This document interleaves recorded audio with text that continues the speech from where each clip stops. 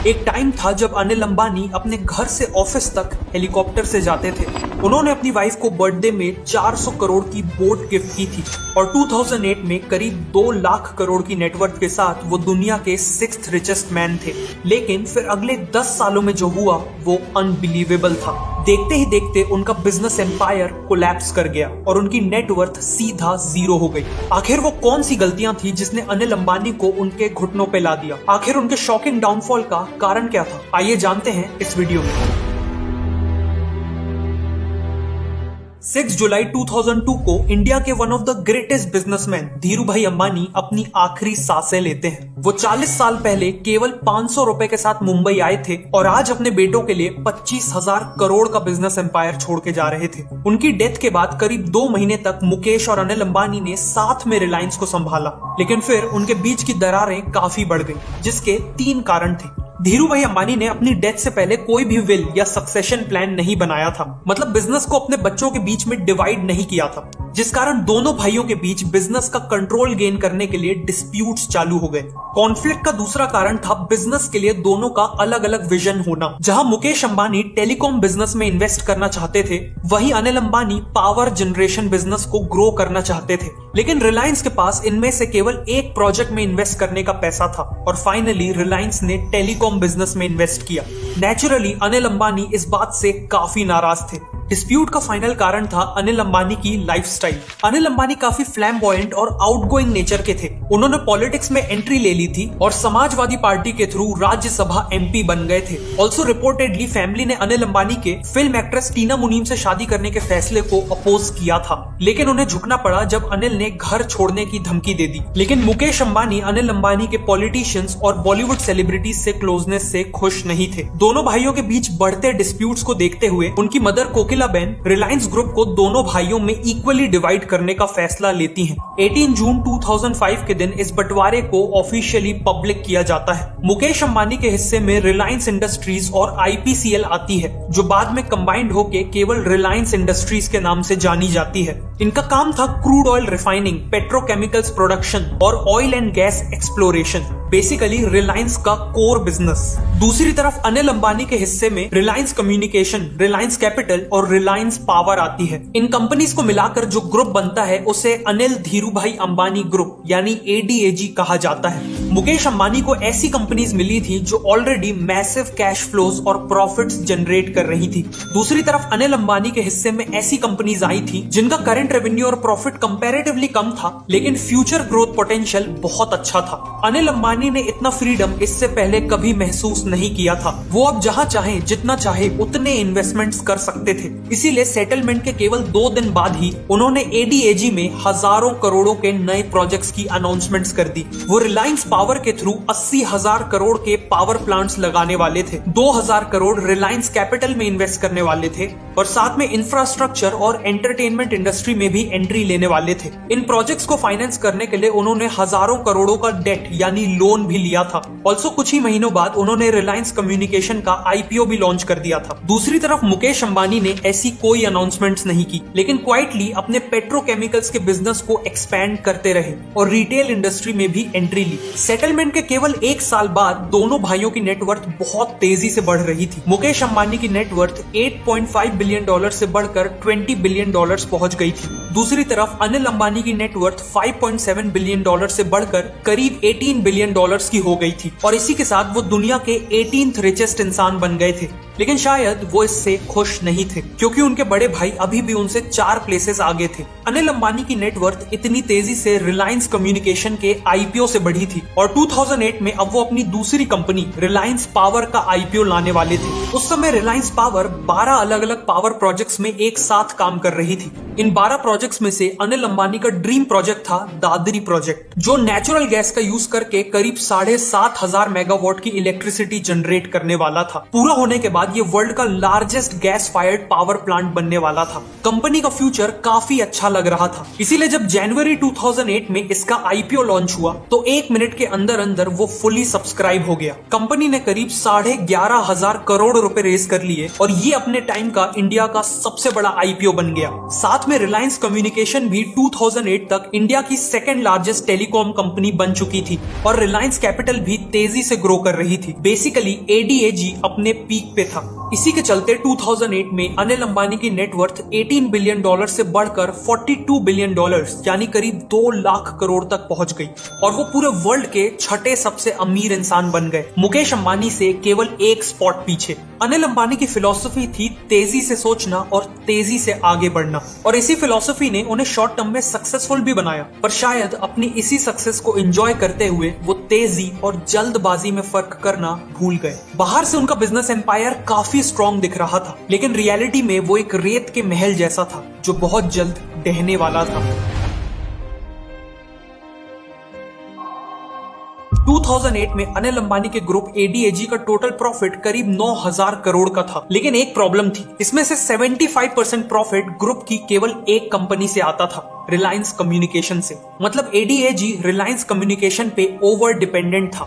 Reliance communication उस समय 17.5% market share के साथ इंडिया की सेकंड लार्जेस्ट टेलीकॉम कंपनी थी, लेकिन 2007 में वोडाफोन की एंट्री और एयरटेल के एग्रेसिव एक्सपेंशन के बाद उसका मार्केट शेयर लगातार गिर रहा था। अनिल अंबानी की सबसे बड़ी गलती थी कि उन्होंने समय के साथ रिलायंस कम्युनिकेशन को इवॉल्व नहीं किया। जब 2002 में रिलायंस कम्युनिकेशन लॉन्च हुई थी, तब लोग मोबाइल को केवल कॉल्स के लिए यूज करते थे, इसीलिए रिलायंस कम्युनिकेशन ने सीडीएमए कम्युनिकेशन टेक्नोलॉजी का यूज किया, जो कॉल्स के लिए बेटर क्वालिटी और कवरेज प्रोवाइड करती थी। लेकिन ये टेक्नोलॉजी 3G में बहुत स्लो इंटरनेट स्पीड प्रोवाइड करती थी और 4G नेटवर्क्स को तो सपोर्ट ही नहीं करती थी। इसीलिए जब लेट 2000s में मोबाइल इंटरनेट यूसेज बढ़ा तो लोग रिलायंस कम्युनिकेशन को छोड़कर एयरटेल और वोडाफोन में शिफ्ट होने लगे, जो जीएसएम कम्युनिकेशन टेक्नोलॉजी यूज करते थे और बेटर इंटरनेट स्पीड प्रोवाइड करते थे। इवेंचुअली अनिल अंबानी ने फिर से हजारों करोड़ों का डेट लेके जीएसएम टेक्नोलॉजी में शिफ्ट करने का डिसीजन लिया, लेकिन तब तक शायद बहुत देर हो चुकी थी। पर ये तो केवल प्रॉब्लम्स की शुरुआत थी। अनिल अंबानी के लिए अगला झटका आया रिलायंस पावर से। रिलायंस पावर के पास दादरी और शाहपुर में 2 गैस फायर्ड पावर प्लांट्स थे। ये प्लांट्स नेचुरल गैस का यूज करके इलेक्ट्रिसिटी जनरेट करते थे, लेकिन इस नेचुरल गैस की सप्लाई के लिए अनिल अंबानी केवल एक इंसान पे डिपेंडेंट थे और वो इंसान थे उनके भाई मुकेश अंबानी। बंटवारे के वक्त दोनों के बीच एक एग्रीमेंट हुआ था, जिसके according Reliance industries $2.3 per unit के रेट पे रिलायंस पावर को नेचुरल गैस सप्लाई करेगी। लेकिन मुकेश अंबानी ने अचानक प्राइसेस को सीधा डबल कर दिया, जिससे रिलायंस पावर का इनपुट कॉस्ट बढ़ गया और प्रॉफिटेबिलिटी सीवियरली इफेक्ट हुई। इसके रिस्पॉन्स में अनिल अंबानी ने मुकेश अंबानी के अगेंस्ट बॉम्बे हाई कोर्ट में ब्रीच ऑफ कॉन्ट्रैक्ट का केस फाइल कर दिया और 2009 में वो केस जीत भी गए, लेकिन मुकेश अंबानी ने सुप्रीम कोर्ट में इस डिसीजन के अगेंस्ट अपील कर दिया। 2010 में सुप्रीम कोर्ट का ऑर्डर आ गया और इस बार ये ऑर्डर मुकेश अंबानी के फेवर में था। Then the drama in the Supreme Court on Friday was perfectly as per the script. 45 minutes later, the verdict 2:1 in favor of Mukesh Ambani's RIL and the government of India. Anil Ambani के पास अब महंगी natural gas खरीदने के अलावा कोई option नहीं था। वो इस प्रॉब्लम से डील कर ही रहे थे कि तभी उन्हें एक और शॉक मिला। उत्तर प्रदेश गवर्नमेंट ने 2004 में इमरजेंसी पावर्स का यूज करके किसानों से 2100 एकड़ की जमीन अक्वायर कर ली थी। बाद में इसी जमीन को रिलायंस पावर को दे दिया गया था और अनिल अंबानी इसी जमीन पे अपना सबसे बड़ा प्रोजेक्ट दादरी प्रोजेक्ट सेटअप कर रहे थे। लेकिन फिर 1000 से ज्यादा किसानों ने इलाहाबाद हाई कोर्ट में इसके अगेंस्ट केस फाइल कर दिया। उनका पहला ऑब्जेक्शन था कि गवर्नमेंट ने पब्लिक पर्पसेस के लिए लैंड को एक्वायर किया था, लेकिन बाद में उसे एक प्राइवेट कंपनी को दे दिया। दूसरा ऑब्जेक्शन था कि गवर्नमेंट ने इमरजेंसी पावर्स का गलत इस्तेमाल किया, जिससे उन्हें फार्मर से नो ऑब्जेक्शन सर्टिफिकेट ना लेना पड़े। हाई कोर्ट और उसके बाद सुप्रीम कोर्ट दोनों ने किसानों के फेवर में डिसीजन दिया और अनिल अंबानी को किसानों को जमीन लौटाने का ऑर्डर दे दिया। एज अ रिजल्ट उन्हें दादरी प्रोजेक्ट को डिसकंटिन्यू करना पड़ा और उन्हें रिलायंस पावर में हजारों करोड़ों का लॉस हुआ। 2015 तक रिलायंस कैपिटल के अलावा अनिल अंबानी की सभी कंपनीज अंडर परफॉर्म कर रही थी। जीएसएम टेक्नोलॉजी में इन्वेस्ट करने के बाद भी रिलायंस कम्युनिकेशन का मार्केट शेयर ऑलमोस्ट आधा हो चुका था और रिलायंस पावर और रिलायंस इंफ्रास्ट्रक्चर काफी कम प्रॉफिट्स जनरेट कर रहे थे। इसी के चलते 2015 तक एडीएजी के ऊपर करीब 1,25,000 करोड़ का डेट चढ़ चुका था। इनफैक्ट 2015 की हाउस ऑफ डेट रिपोर्ट के अकॉर्डिंग ADAG इंडिया का सबसे ज्यादा डेट लेने वाला ग्रुप बन चुका था। लेकिन सरप्राइजिंगली करंट बिजनेस की इतनी बुरी हालत होने के बाद भी अनिल अंबानी ने नई इंडस्ट्री में एंट्री करने का फैसला कर लिया। उन्होंने करीब 2000 करोड़ में पिपावाव डिफेंस नाम की कंपनी को खरीदकर डिफेंस इंडस्ट्री में एंट्री ली। ये न केवल एक लॉस मेकिंग कंपनी थी बट साथ में इसके ऊपर करीब 6700 करोड़ का डेट था। बाद में कंपनी का नाम बदलकर रिलायंस डिफेंस कर दिया गया और इसमें 5000 करोड़ की एडिशनल इन्वेस्टमेंट्स भी की गई। लेकिन प्रॉब्लम यह थी कि अनिल अंबानी को डिफेंस सेक्टर का बिल्कुल भी एक्सपीरियंस नहीं था और कंपनी में हाई डेट के कारण कैश की कमी थी। इसीलिए वो कभी भी उनको मिलने वाले कॉन्ट्रैक्ट्स टाइम पे एग्जीक्यूट नहीं कर पाए, जिस कारण वो कंपनी अपने डेट को कभी भी रीपे नहीं कर पाई और बर्बाद हो गई। बेसिकली डिफेंस इंडस्ट्री में एंट्री लेके अनिल अंबानी ने अपनी प्रॉब्लम्स को कई गुना बढ़ा लिया था। 2016 में ADAG जैसे तैसे ऑपरेट कर रहा था कि तभी एंट्री हुई एक ऐसी कंपनी की जिसने अनिल अंबानी को जड़ से हिला दिया और वो कंपनी थी जियो। The world is at the beginning of a digital revolution. We are at the beginning of a new era for humanity. 1.3 billion Indians cannot be left behind as the world enters a new era.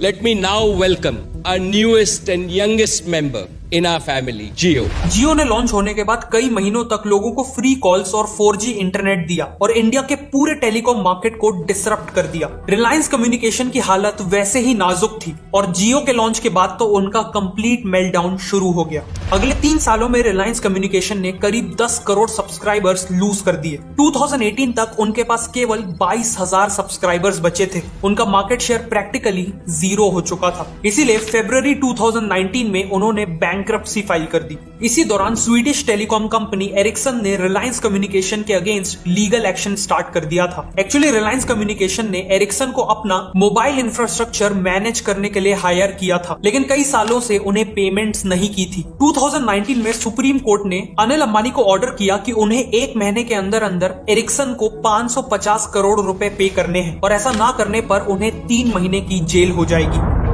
उनके jail जाने को कोई नहीं टाल सकता था कि तभी आखिरी दिन मुकेश अंबानी ने एरिक्सन के ड्यूज पे किए और अनिल अंबानी को बचा लिया। इस दौरान रिलायंस कैपिटल अनिल अंबानी की लास्ट होप थी, बट अनफॉर्चुनेटली 2019 तक वो भी बर्बाद होने की कगार पे थी। रिलायंस कैपिटल के कई बिजनेसेस में से एक बिजनेस था कॉर्पोरेट फाइनेंसिंग, जिसमें वो दूसरी कंपनीज को लोन देते थे। अनफॉर्चुनेटली उन्होंने हजारों करोड़ों का लोन अनिल अंबानी की ही दूसरी कंपनीज को दिया था और वो पैसा अब डूब चुका था। ऑल्सो रिलायंस कैपिटल की एनुअल रिपोर्ट्स में पाया गया कि कंपनी ने हजारों करोड़ों का लॉस होने के बाद भी अपने शेयर होल्डर्स को करीब 400 करोड़ का डिविडेंड दिया है। मतलब कंपनी को लॉस में चलाने के बावजूद अनिल अंबानी उससे अपनी पर्सनल वेल्थ के लिए करोड़ों रुपए निकाल रहे थे और इन्हीं कारणों से रिलायंस कैपिटल का भी डाउनफॉल हो गया। ADAG की खराब हालत को देखते हुए जिन बैंक्स ने उन्हें लोन दिया था, उन्होंने पैसा वसूलने के लिए अनिल अंबानी के अगेंस्ट केसेस फाइल कर दिए। अब क्योंकि उनकी हर कंपनी लॉस में थी, इसीलिए लोन चुकाने के लिए उन्हें एक के बाद एक अपने एसेट्स और कई बार पूरी कंपनी बेचनी पड़ी। लेकिन इन सब के बाद भी 2021 तक ADAG पे करीब 20,000 करोड़ का डेट बचा हुआ था और आज तक इस डेट के रेजोल्यूशन पे काम चल रहा है। नेचुरली आज के दिन उनकी सभी कंपनीज के शेयर प्राइसेस क्रैश कर चुके हैं। एक के बाद एक कंपनीज ने बैंक्रप्सी फाइल कर दी है और जो कंपनीज बची हुई हैं उनकी परफॉर्मेंस कुछ खास नहीं है। ऐसे कुछ सबूत जरूर मिले हैं जिसके अकॉर्डिंग अनिल अंबानी के पास अभी भी करोड़ों के फॉरेन एसेट्स हैं जो उन्होंने डिस्क्लोज नहीं किए हैं, बट ऑन पेपर उनकी नेटवर्थ ना के बराबर है। अनिल अंबानी एक ऐसे बिजनेस टाइकून थे जो एक टाइम पे अपने एम्बिशंस, फेम, पैसा और पावर के लिए जाने जाते थे, लेकिन आज उनका बिजनेस एम्पायर क्रम्बल कर चुका है। उन्होंने टाइम रहते अपने अच्छे चलते हुए बिजनेसेस जैसे आरकॉम को इनोवेट ही नहीं किया। बिना ज्यादा सोचे नए प्रोजेक्ट्स के लिए हजारों करोड़ों का डेट लेते चले गए। कई ऐसी कंपनीज को एक्वायर कर लिया जो लॉस में थी और लगातार लीगल केसेस और कंट्रोवर्सीज में इन्वॉल्व रहे। आखिर में यही गलतियां उनके ट्रेजिक डिक्लाइन का कारण बनी। अगर आपको ये वीडियो अच्छी लगी तो मैं रिकमेंड करूंगा कि आप नेक्स्ट इस वीडियो को देखें।